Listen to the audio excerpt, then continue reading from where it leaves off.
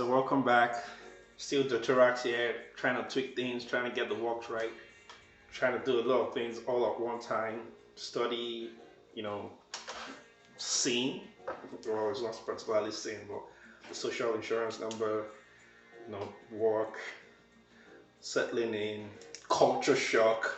That's what I'm about to be talking about here. And basically, there's always a genesis to everything. That all started at the movement from Nigeria down to Canada. Um, I, pardon me, sorry. I started from somewhere just like some of us right here watching this video may have started. There's always a beginning to everything, and we all hope good things don't come to an end quickly because it's commonly said that good things have short time. But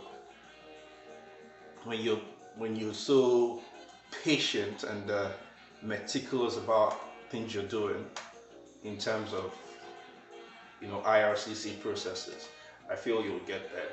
And one thing I need to maybe communicate right now is to be like the sons of Issachar in the Bible. I don't know if you know that story. I don't mean to be religious, yeah. Just relating stories that you need to be sensitive to times and seasons. Because let me do the caveat. I am not an immigration consultant. I am not an immigration expert. I am not an immigration lawyer.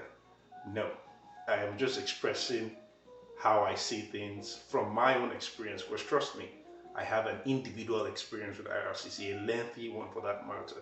So there were a lot of learning points, there were a lot of up times, down times. If I almost kind of times like, what's going on? I applied for study permit back in. I submitted my application in the first week of April this year, and this year is 2021. Before that, I was in the pool for the express entry, and that was taking donkey years. But there's dual intent allowed. I'd like to advise. Sorry, I keep digressing, but just some points as they come to my head. It's not like I have a prepared speech.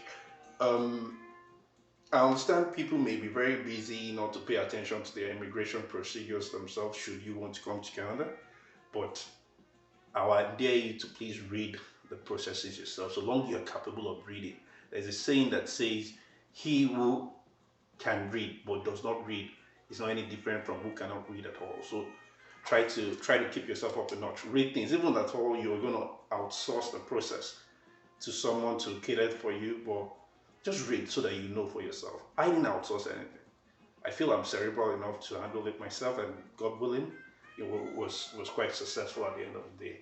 And I was very detailed, and I took copious notes from videos and social media engagements that you have here and there. So I got it all right.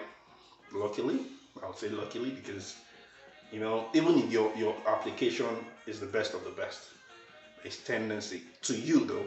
There's tendency you may get rejected. There's almost, these guys are absolutely unpredictable. More so that I'm not sure. Don't quote me.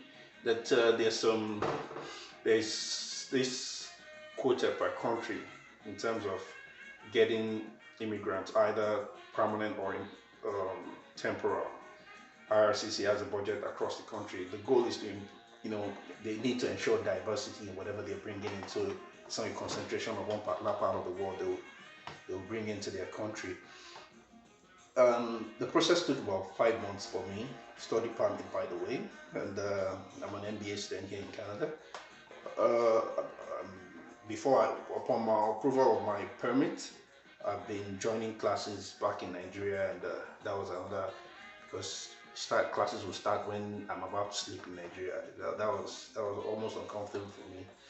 Just had to ensure that I travel to settle in, and I also travel before winter, because trust me, winter is coming, and information reaching me has it that it's not that friendly, especially for newbies like me. Let me talk about culture shock as well. In subsequent videos, which I hope that you'll be attentive to in the not too distant future, just watch out for them.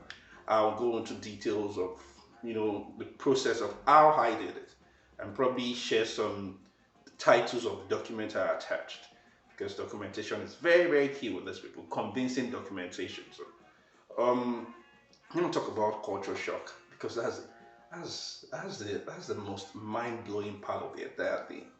My experience so far in Canada, there is a huge cultural shock. Back in Nigeria, I've always worked in the corporate part of business. I've been employed in the corporate side of Nigeria. When I started work or when I got my car, back in, I don't know, let me quote the year, but way back, um, I was kind of sane as a driver.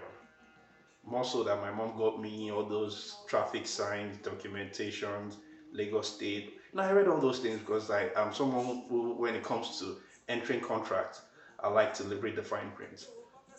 So, theoretically speaking, I was sane.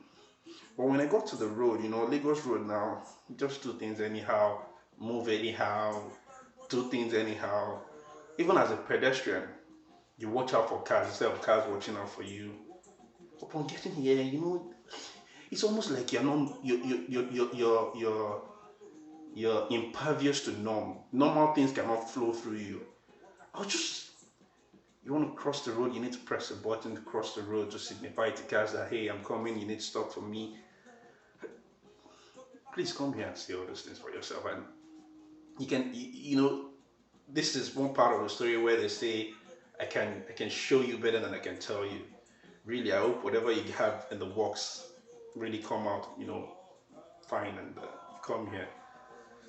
It's quite an interesting place to be. It makes you feel normal. It makes you feel human. Honestly, let me talk about online learning. Oh no, not online learning. Learning. Hmm, that's an interesting part. What we have in Nigeria is equally learning as well, but it's too rugged for this century. Honestly, we intentionally make life hard for ourselves in almost everything. And this has nothing to do with government. I'm not the type that blames government. I feel most of our problems as a people in Nigeria is host people. From school, from churches, from everything. We just make things hard.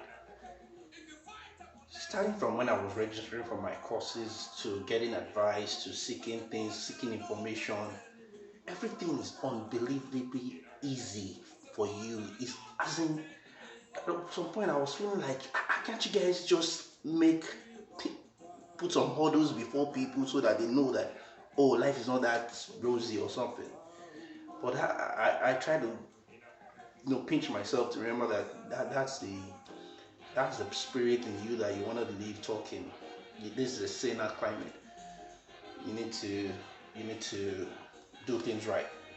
Um, it's my arrival here. Since my arrival here, I really miss Nigeria. I won't lie to you. Some of you may not take me seriously on that, but I really do because socialization here is quite draggy. But there are people who are ready to meet you should you call out, or should they call out, or should you guys just meet at the mall or some places. But you really just don't want to be outside. The fact that it looks sunny outside doesn't mean it's temperate over there. No, it's freaking cold. Nobody wants to stay there. So people conveniently stay in their houses. I don't even know why the pandemic was a challenge for them in this Western world. There is constant energy, there is internet, you can't finish it, it's not possible. By themselves on a natural day, they always decide. I don't know why they're like, oh, we can't stay inside, it's prison, blah blah blah. But that's trouble for another day. Like I said, guys, I'm just trying to muster, viewership. Please do subscribe to this channel because trust me, a lot more is coming.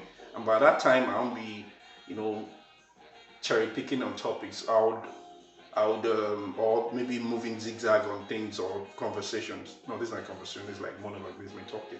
But by subsequent videos, when things are starting to take shape, this, like I said in the first video, and there's the second video, they're still test run just to perfect the YouTube game. I will be talking on certain points that have popular interest, and basically it's about how you go about coming into Canada, studying, and the fact that studying it will seem to be the best idea right now.